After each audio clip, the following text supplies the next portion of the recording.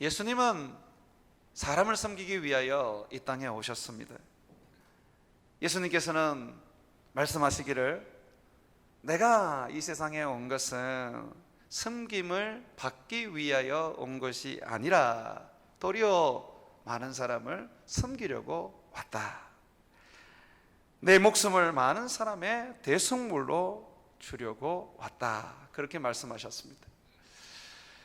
예수님은 우리를 살리려고 죄에서 구원하여 영원한 생명을 얻게 하려고 이 세상에 오셨습니다.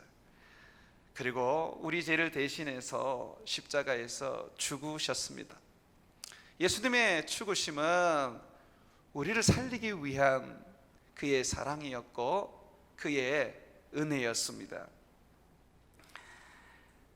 예수님의 그 죽으심, 이 땅에 오신 예수님의 그 섬김은 하나님이 우리에게 보여주는 사랑이었습니다. 요한일서 4장 9절과 10절에 보게 되면 하나님의 사랑이 우리에게 이렇게 나타난 바 되었으니 하나님이 자기의 독생자를 세상에 보내심은, 예수님을 이 세상에 보내심은 예수님으로 말미암아 우리를 살리려 하심이라.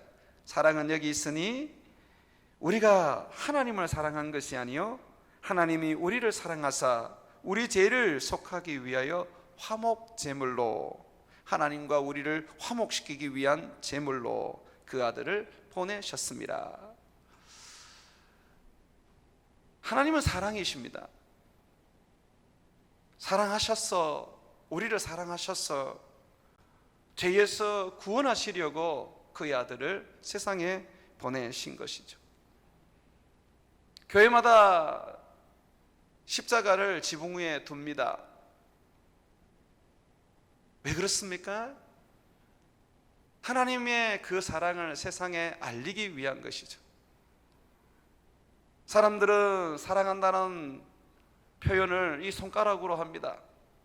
그러나 우리는 십자가로 사람들에게 하나님의 사랑을, 우리들의 사랑을 표현합니다.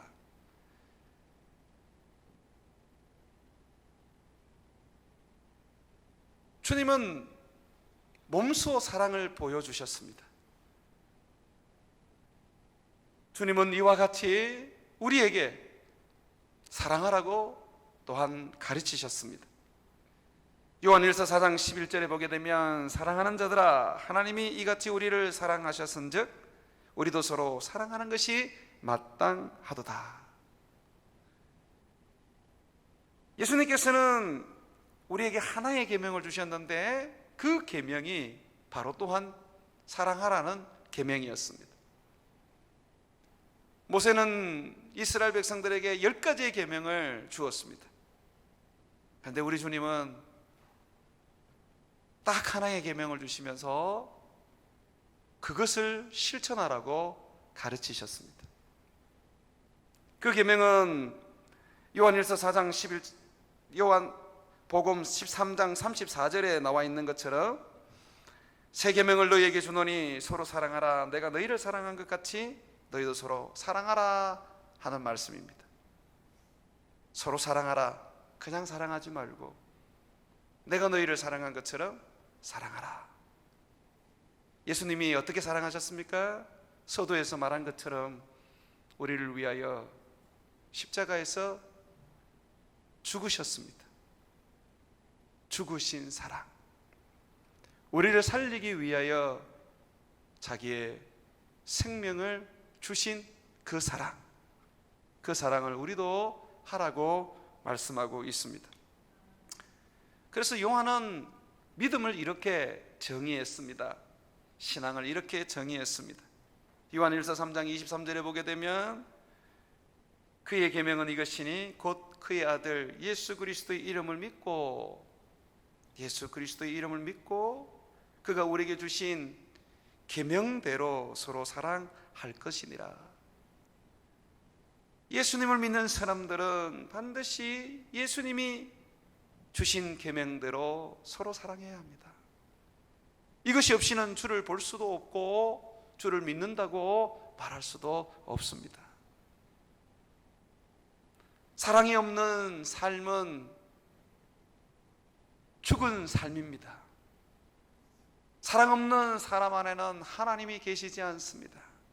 주여 주여 부를지라도 사랑이 없는 사람에게는 그 주님이 응답하지 않습니다.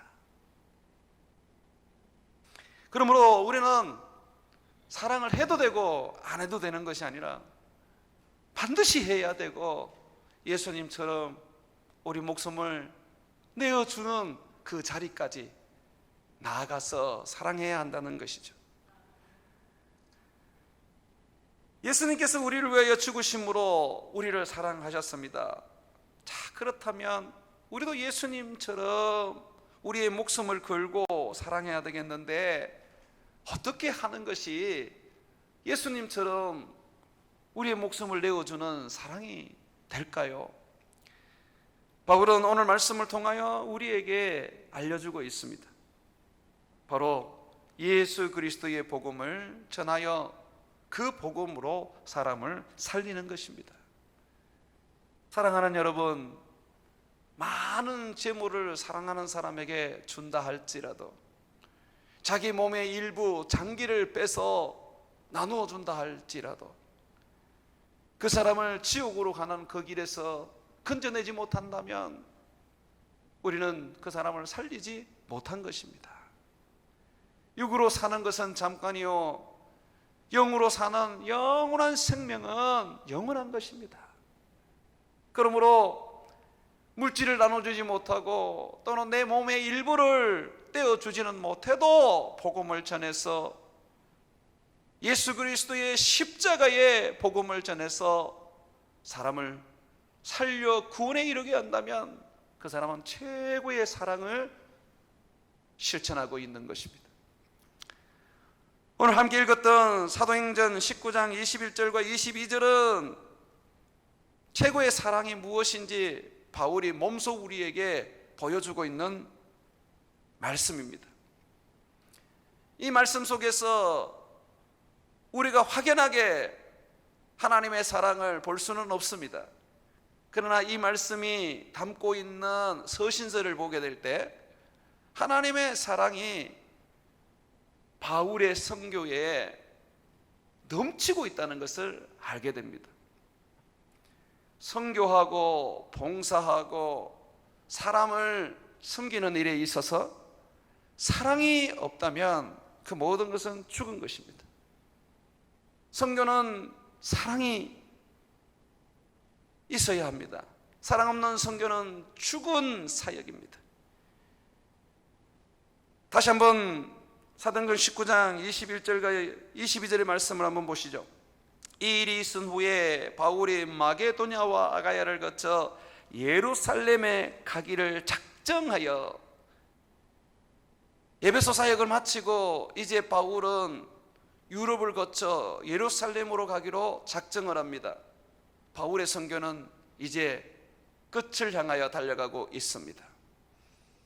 바울이 예루살렘으로 가려고 하는 것은 자기 민족에게 복음을 전하기 위한 것인데, 그런데 그 복음은 순조롭게 전할 수 있는 것이 아니라 도리어 큰 핍박과 죽음의 위협까지 받게 되어 있었습니다. 바울은 알고 있었습니다. 예루살렘에 가면 거기에서 유대인들에 의하여 죽을 수도 있다는 것을 알고 있었습니다. 그럼에도 불구하고 바울은 예루살렘으로 가기로 작정했습니다. 왜냐하면 바울은 그것이 자기 종족 이스라엘 사람들을 살리는, 그들의 영혼을 구원하는 그의 사랑이었기 때문에 그렇습니다. 사랑 없는 선교는 죽은 사역입니다. 로마서 9장 1절과 3절에 보게 되면 바울은 자기 민족에 대하여 어떤 마음을 가지고 있는지 고백해 놓고 있습니다. 내가 그리스도 안에서 참말을 하고 거짓말을 아니하노라.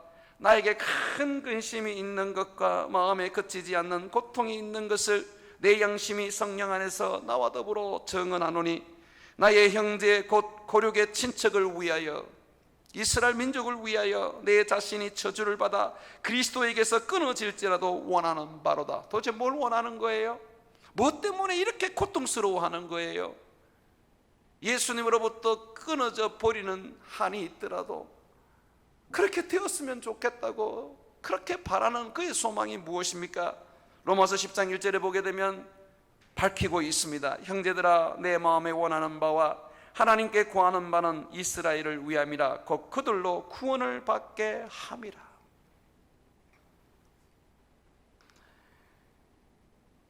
자기 동족에게 살해를 당할지라도 나는 예루살렘으로 올라가서 복음을 전해야 한다. 어찌하든지 그들에게 그리스도의 복음을 전하여 그들을 구원에 이르게 하여야 한다고 바울은 말하고 있습니다. 복음 전하는 것은 사람을 살리는 유일한 방법입니다. 하나님이 이 세상에 우리에게 알려주시는 사람을 구원하는 방법입니다.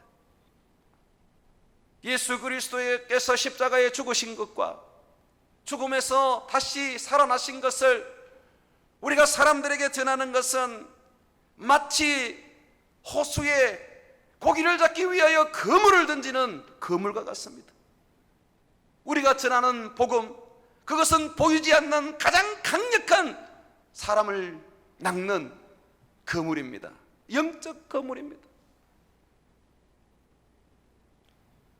예수, 그는 하나님의 아들로 죽어가는 사람을 구원하기 위하여 이 세상에 오셨습니다.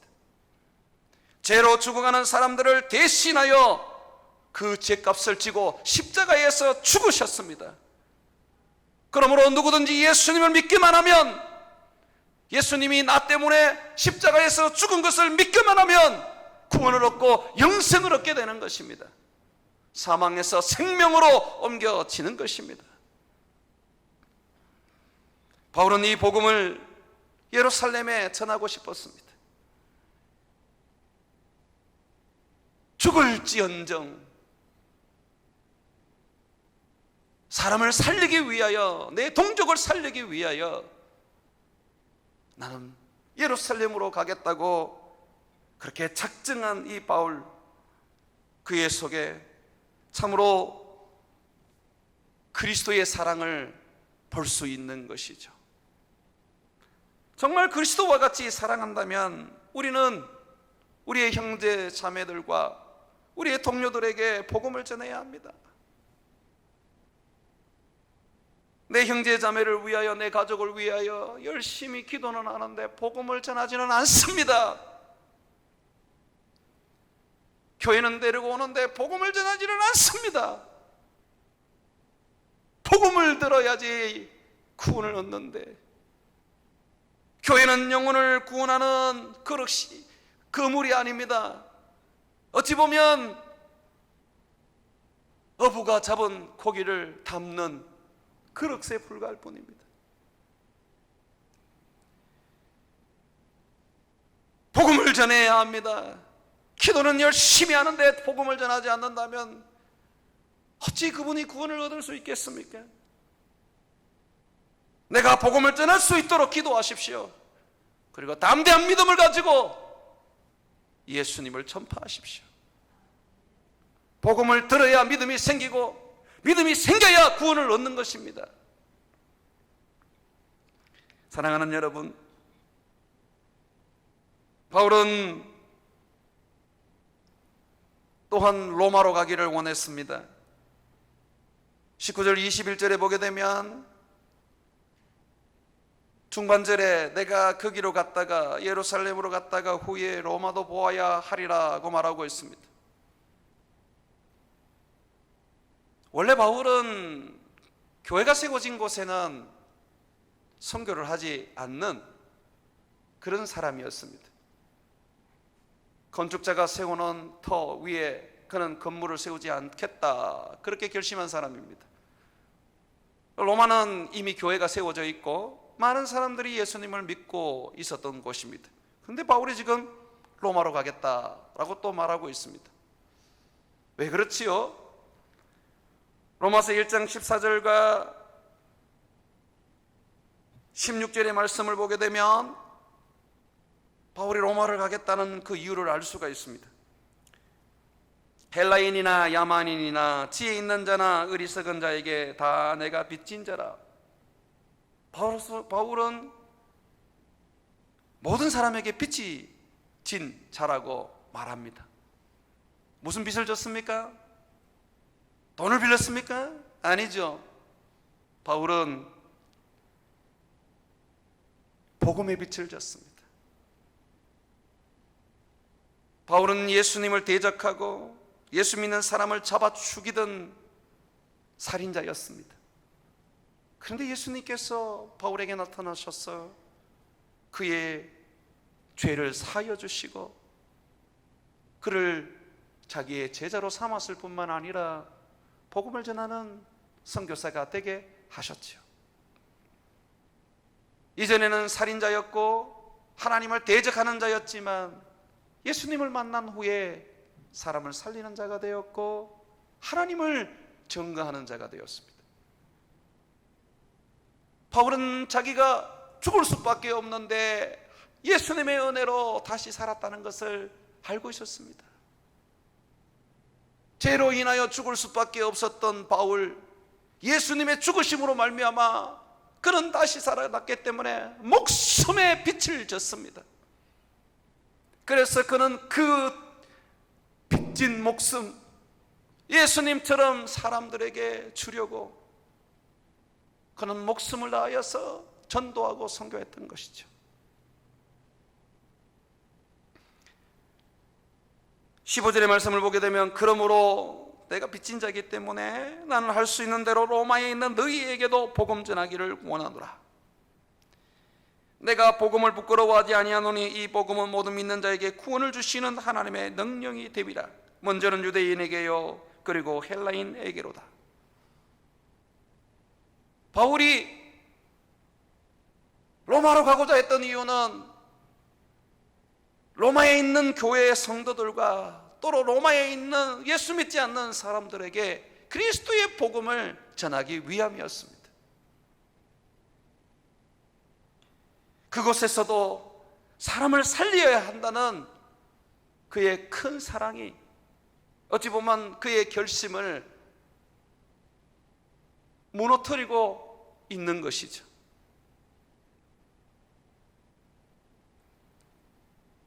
남이 세운 터 위에 나는 건물을 짓지 않겠다라고 했지만 그러나 그는 영혼을 구원하기 위해서 사람을 살리기 위하여 자기가 조금이라도 손을 보탤 수 있다면 기꺼이 이제는 그 터 위에 건축을 하겠다는 그런 고백을 하고 있습니다. 사람을 살리는 데 있어서는 자기의 결심과 결단이 바뀌는 것이죠. 사람을 살리는 것에 있어서 다른 어떤 것이 더 우위를 둘 수 있는 건 없습니다. 사랑하는 여러분, 교회를 섬기는 일에 있어서 영혼을 구원하는 데에 우선을 두십시오. 교회 안에서 서로 높은 자리를 차지하고 서로 이름난 자리를 차지하고 서로 만족을 가질 수 있는 그런 자리를 차지하려고 하지 말고 죽어가는 영혼들을 구원하십시오. 교회 안에서는 뭘 하려고 하지 마십시오. 교회 밖으로 나가서 우리 교회 안 데리고 와도 좋으니 여러분들의 가족들을, 여러분들의 형제들을, 여러분들의 이웃들을 구원하십시오. 교회의 수를 더 채우는 거 저는 원치 않습니다. 여러분들이 해야 될 것은 하늘에 하나님의 구원 얻은 백성을 더 많이 채우는 것이 여러분이 해야 할 일입니다.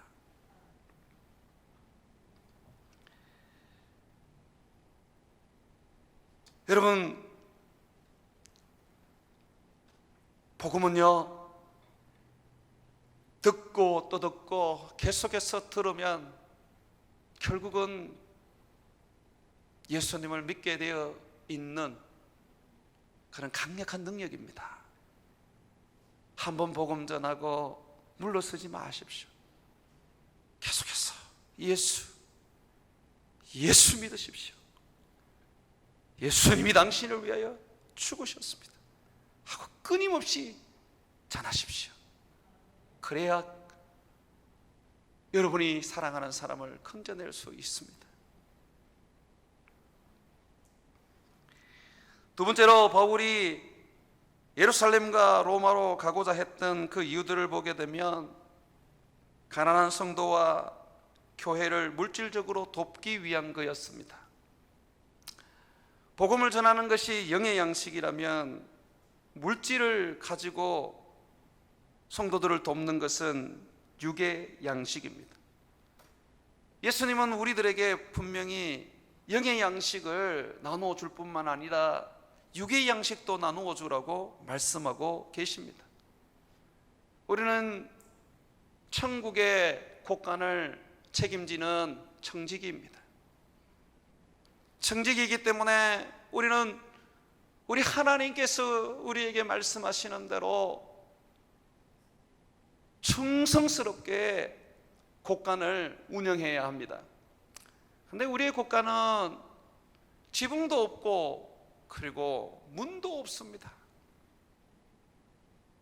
지붕이 없는 이유는 하나님께서 하늘로부터 넘치게 양식을 주시기 때문에 그렇습니다.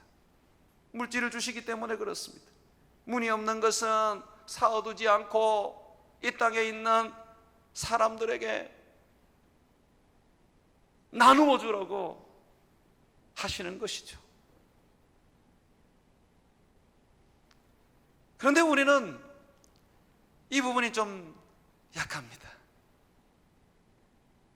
우리의 곳간은 지붕은 뚫려 있는데 문이 있어서 계속해서 사이기만 하고 그 곳간에 있는 양식과 물질은 썩어서 곰팡이가 필 정도가 되어버렸죠.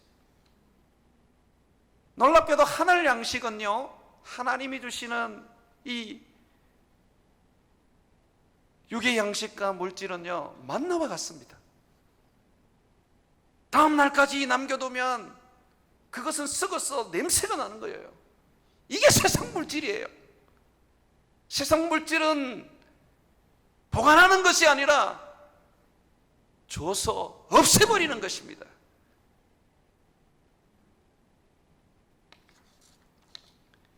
누가복음 12장 33절과 34절에 보게 되면 예수님은 이렇게 말씀하셨습니다.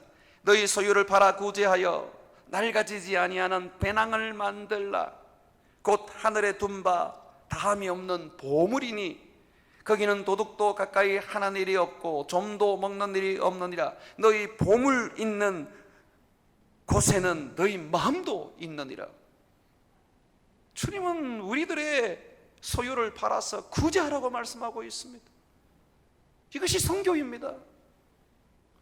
복음 전하는 선교사 보내고 단기 선교사 보내고 선교에 필요한 성경책 보내고 그게 다가 아니라 선교지에 가난하고 어렵고 병든 사람들에게 우리는 그들을 먹이고 그들을 치유하고 그들을 돌보는 일을 해야 한다는 것이죠. 예수님은 구제가 제자가 되는 조건 중에 하나라고 가르치고 있습니다. 하루는 부자 청년이 예수님께 와서 물었습니다. 예수님, 어떻게 해야 영생을 얻을 수 있습니까? 예수님께서 그 부자 청년에게 이렇게 말씀하셨습니다. 내 소유를 팔아 가난한 자에게 주고 너는 나를 따르라. 예수님은 결코 너는 나를 따르라고 말씀하지 않으셨습니다. 예수님은 네 소유를 팔아서 가난한 자에게 주라고 말씀하셨습니다. 그런 후에 너는 나를 따르라고 말씀하셨습니다. 우리는 예수님의 제자가 되는 것을 예수 믿고 예수 따르는 거로만 알고 있습니다. 그러나 우리 주님은 우리에게 명령하십니다. 네 소유를 팔아 가난한 자에게 주라고 하십니다.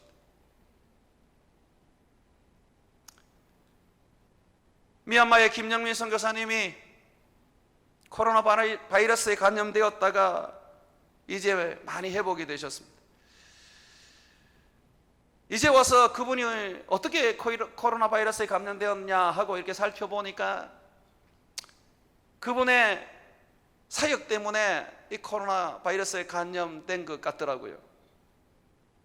지금 미얀마에는 변이 바이러스로 말미암아서 많은 사람이 지금 죽고 있답니다. 또 의료 장비가 너무 열악해서 그냥 다들 죽는데요. 그래서 곳곳에 통곡 소리와 애통하는 소리가 들리는데 마치 생지옥 같답니다. 사람이 죽으면 이 시체를 수습을 해야 되잖아요. 근데 미얀마 사람들이 불교를 가지고 있다 보니까 시체를 잘 만지지 않는데요. 피체를 만지면 부정하게 된다는 것이죠. 그래서 김영민 선교사님이 현지 제자들과 함께 이 시체를 수습을 하는 거예요. 버려진 시체들을 다 모아서 병원에 데려다 주는 것이죠. 그러다가 이분이 코로나에 감염이 되신 거예요.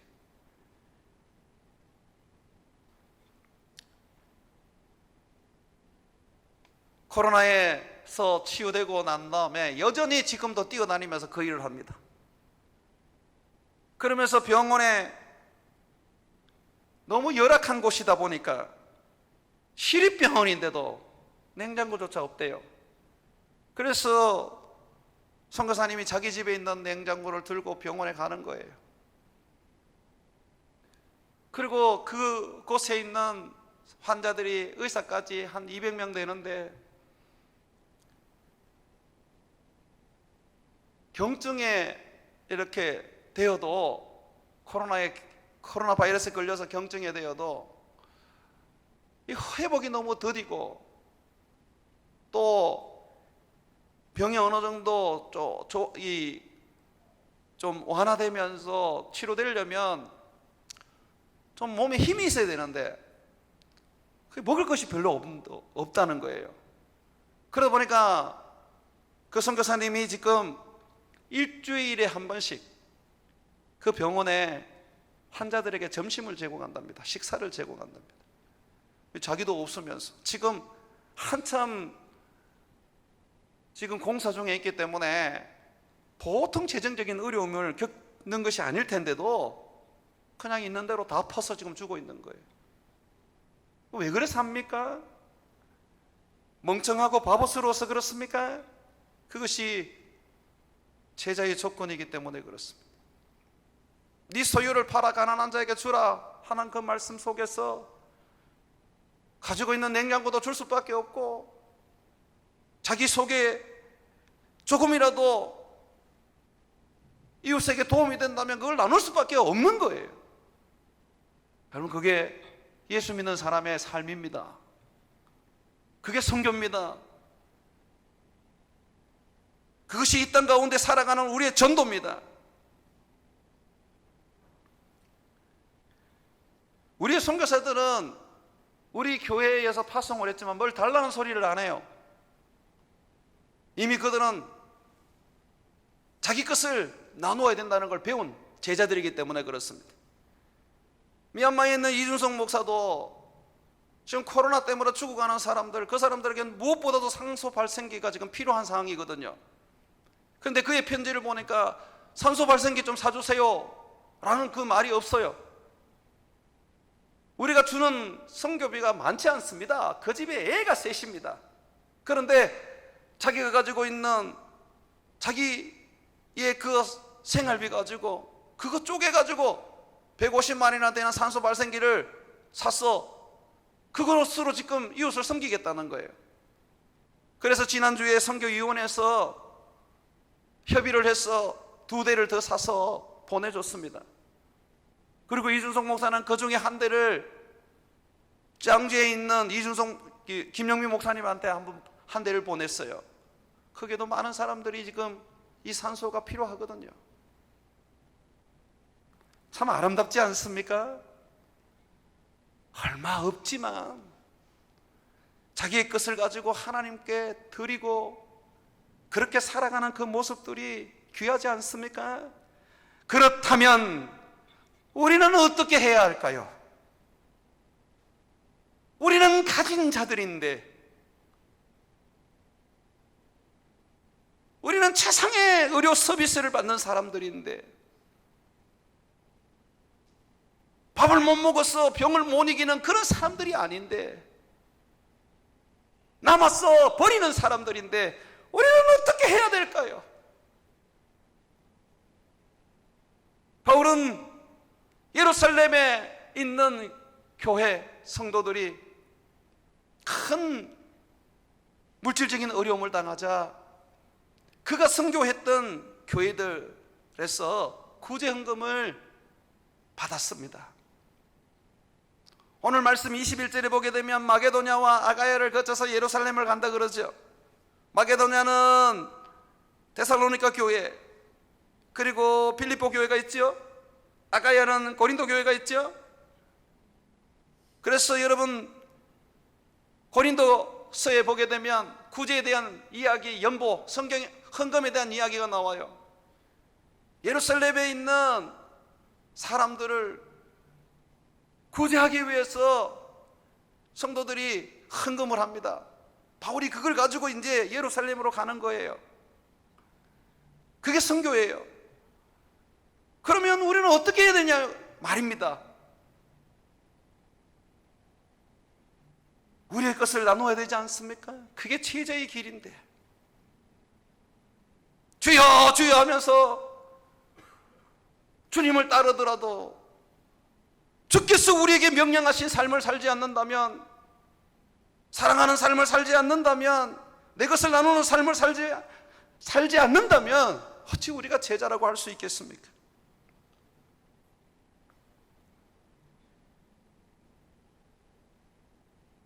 우리 교회는 복음 전파에 예를 쓰고 있습니다. 지금까지도 참 여러분들이 많이 헌신을 했고 우리 교회의 힘에 지나치도록 선교하고, 또 여러분들이 곳곳에서 교회들을 섬겼습니다. 이러한 일들이 우리에게 어렵고 힘든 일이지만, 그러나 우리는 그것이 교회의 본질인 줄 알고 제자의 삶인 줄 알고 최선을 다하여 여기까지 달려왔습니다. 그렇기 때문에 이 코로나 속에서도 우리는 변함없이 우리의 선교를 행해야 하겠습니다. 이를 위하여 우리는 우리의 마음을 하늘에 두고 어려운 선교지를 향하여 기도할 뿐만 아니라 우리는 그 교회를 향하여서 우리가 가진 것을 나눌 줄 알아야 하는 것이죠. 사랑하는 여러분, 물질을 섬기는 일에 있어서 제가 오늘 몇 가지 원칙을 좀 얘기하려고 그럽니다.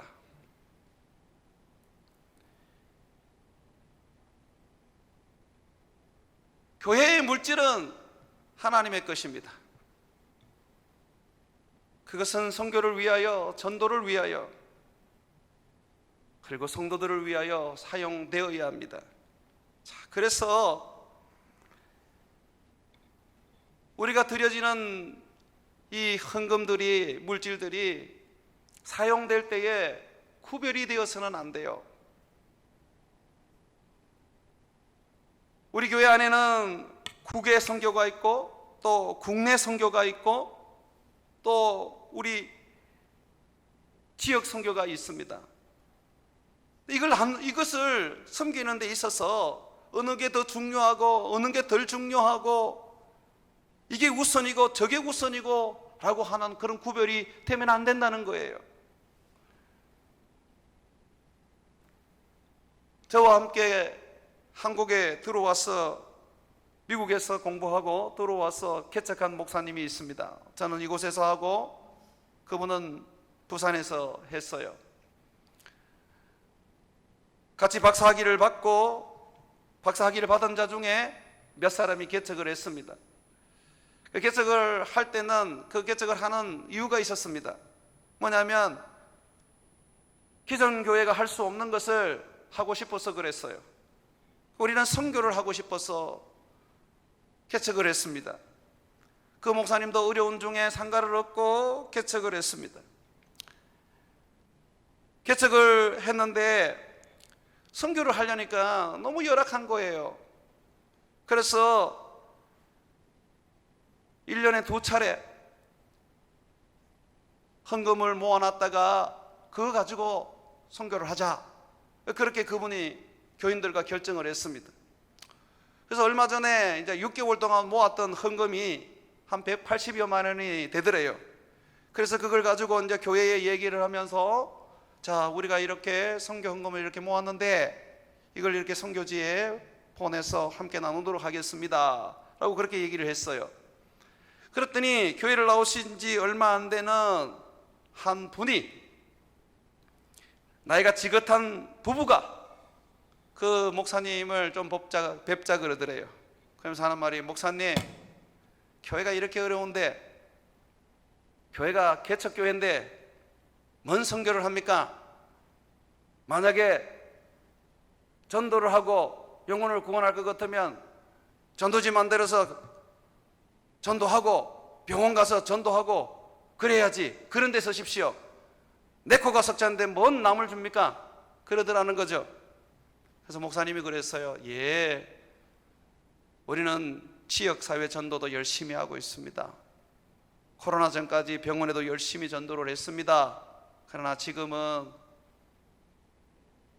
방역 때문에 어쩔 수가 없고, 그리고 또한 어렵더라도 우리는 선교하기 위하여 교회를 세운 곳입니다. 이거 해야 되겠습니다 라고 그렇게 얘기했더니 그분이 하는 말이, 젊은 놈이 타박타박 대들면서 제대로 모르는 목회를 하고 있다고 그러면서 나가버리시더래요.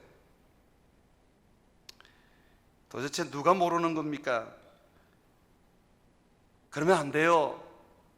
국내 선교도 해야 되고 국외 선교도 해야 되고 지역사회 전도도 해야 돼요.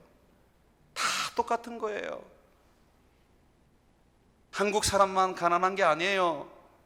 외국에 있는 우리 선교지에 그 사람도 가난한 거예요.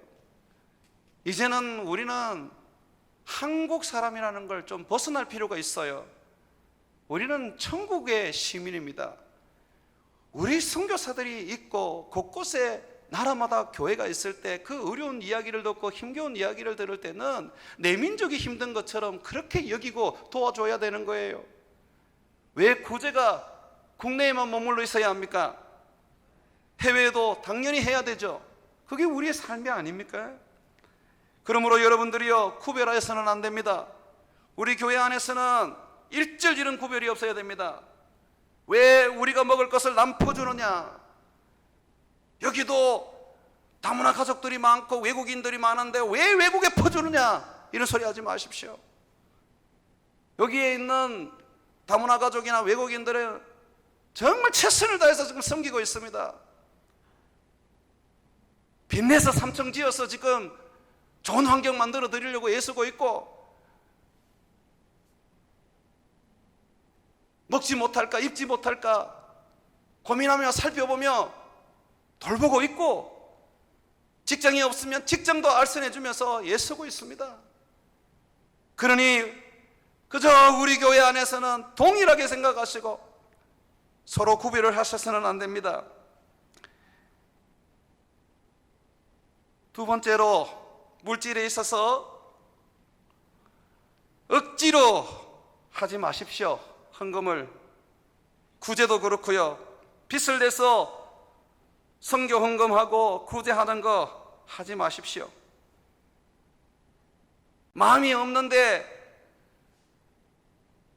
다른 사람 보기가 민망해서 교회가 어떤 일에 있어서 헌금하자고 그러니까 하지 마십시오. 제가 말씀드립니다. 절대 하지 마십시오. 그것은 성경이 그렇게 가르치고 있습니다. 고린도 후서 8장 12절에 보게 되면, 할 마음만 있으면 있는 대로 받으실 터이요 없는 것은 받지 아니하시리라. 또 고린도 후서 9장 7절에 보게 되면, 각각 그 마음에 정한 대로 할 것이요 인색함이나 억지로 하지 말지니 하나님은 즐겨내는 자를 사랑하시느니라. 마음이 없는데 하게 되면 아나니아와 삽비라와 다를 바가 뭐가 있습니까? 세 번째로, 물질로 섬길 때, 구제할 때에 충동적으로 해서는 안 됩니다. 제가 웬만하면 여러분들에게 어떤 작정을 시키지 않을 것입니다. 건축도 작정을 시키지 않았고 선교도 마찬가지입니다. 미얀마 선교센터는 너무 시급해서 제가 여러분들에게 한번 그 부분에 대해서 얘기를 드렸습니다. 그런데 앞으로는 그렇게 안 할 거예요. 고린도전서 16장 2절에 보게 되면 매주 첫날에 너희 각 사람이 수입에 따라 모아두어서 내가 갈 때에 연보를 하지 않게 하라고 말하고 있습니다. 바울이 있다고 해서 충동적으로 이 연보하는 거 옳지 않습니다. 제가 어떤 부분에서 선교에 대한 이야기를 하고 오늘같이 어떤 선교지의 어떤 그런 이야기를 할 때에 여러분 감동받는 건 좋습니다. 충동적으로 하지 마십시오. 우리 교회는 그걸 지향합니다. 절대로 그렇게 하지 마십시오. 그저 변함없이 여러분들 수입에 따라서 마음이 있는 분들은 가장 규칙적으로 정상적으로 하십시오.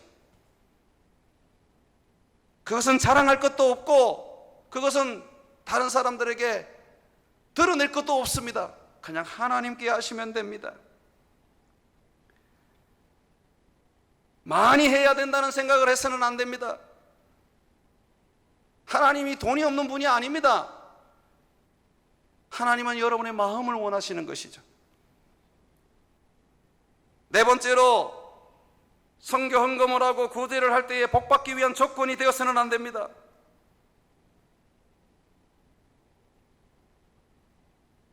그거는 투자입니다. 투자하지 마십시오. 여러분이 투자 안 해도 하나님은 여러분들이 하나님의 자녀이기 때문에 여러분이 필요한 것들을 공급해 주실 것입니다. 구제하고 선교하는 일로 인해서 형편이 어려워지지 않을까 하는 염려도 하지 마십시오. 괜찮습니다.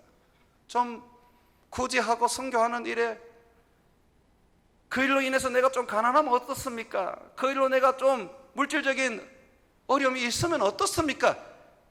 그리스도를 위해서 죽기도 하고 살기도 하겠다고 우리가 결심한 사람 아닙니까?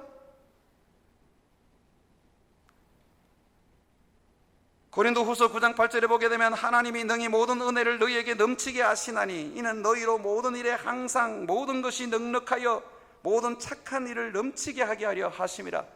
하나님이 여러분들이 섬기고자 하는 일에 있어서 넉넉하게 해주실 것입니다. 그저 여러분들이 세상 사람들에게 구제하고 착한 일을 하듯이 그렇게 섬겨하십시오. 교회에서 그렇게 그냥 섬기십시오. 모든 것들이 다 복과 연결되어 가지고 복 받으려고 주식 투자하듯이 그렇게 헌금을 하셔서는 안 됩니다. 헌금해도 하나님이 여러분들에게 아무것도 안 줄 수 있습니다. 헌금은요, 뭘 받기 위해서 하는 게 아니에요. 신앙 고백이에요. 내가 하나님 사랑하기 때문에, 내게 주신 그 구원의 은혜가 크기 때문에 내가 하나님 앞에 내 사랑을 고백하는 거예요. 교회는 그 사랑을 가지고 사람들에게 나누어 주는 겁니다.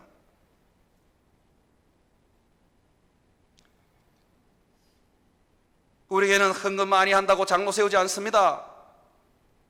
우리는 그런 교회가 아니에요. 헌금 많이 한다고 그래서 우리 교회는 그 사람을 높이지 않습니다. 사랑하는 여러분, 여러분들이 사랑을 따라서 선교를 하십시오.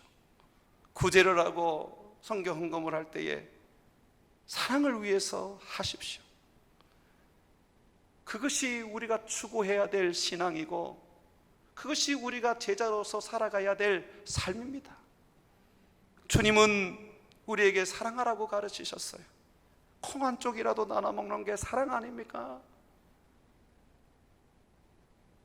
생색내는 구제 하지 마십시오. 오른손이 하는 일을 왼손이 모르게 하라고 주님은 가르치십니다. 은밀한 중에 주님이 여러분에게 갚아주실 거예요. 그렇기 때문에 사랑하는 여러분, 사랑 없는 선교는 죽은 사역입니다. 사랑 없는 구제는 죽은 구제입니다. 그러므로 우리가 주님 섬기고 우리가 주님 사랑할 때 마음을 가지고 주님을 섬기시기를 바랍니다. 사랑하는 여러분, 제가 부탁드립니다. 여러분의 일에 열심 내고 여러분들이 하고 싶은 일에 최선을 다하는 거 너무 좋습니다. 그런데 국내 선교에 목숨 거는 분들은 국외 선교를 나무라지 마시고, 국외 선교하시는 분들은 국내 선교하는 분들을 나무라지 마십시오. 지역사회 전도하시는 분들은 다문화 사역에 나무라지 마시고, 다문화 사역 하시는 분들은 지역사회 전도하시는 분들에게 나무라지 마십시오. 똑같은 일입니다. 그저 여러분들에게 주어진 대로 여러분의 마음에 편하신 대로 성령이 주시는 그 지혜와 은사를 따라서 그저 여러분 일에 묵묵하게 여러분 것만 하시고 남의 것에 대해서는 시비 걸지 마십시오. 선교에 마음 있는 사람들이 선교를 할 거고요, 전도에 마음 있는 사람들이 전도를 할 것이고요, 교육에 마음 있는 사람들이 교육을 할 것입니다. 그러므로 우리 교회 안에서는 무엇을 하든 간에 다 사랑을 따라서 사역하는 그런 교회 되기를 주의 이름으로 축원을 드립니다.